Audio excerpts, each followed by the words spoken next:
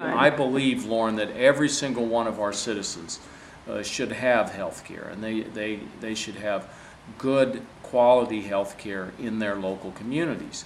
And that's why when we brought up the health care bill, there was a big fight over the public, what was called the public option. And what the public option was all about was setting up enough competition so that we could see which was the best way to move. Do we want a nonprofit pursuing health care, or do we want insurance companies pursuing health care? And so that was the big fight that we had on the Senate floor. I was obviously for having a public option and moving in that direction. If we were able to refine the rules and reform the rules, I think we would be getting closer to a public option than the bill that we passed.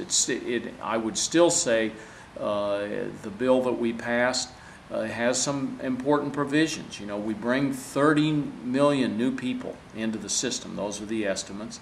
We take care of pre-existing conditions, and so people can't be barred because of pre-existing conditions. And as of today, if you're a young person and you can't get insurance out in the market, up till the age of 26, you can stay on your parents' policy.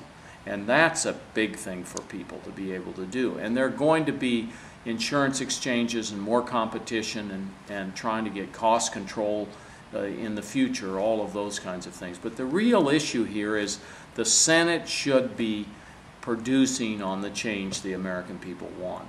And the Senate's broken now. And so I'm trying to lead out on reform. And so how does that look? I guess you can't really know if you have the votes because you don't know who's in the Senate, but... Well, we have an election, so a third of the new senators will be coming in.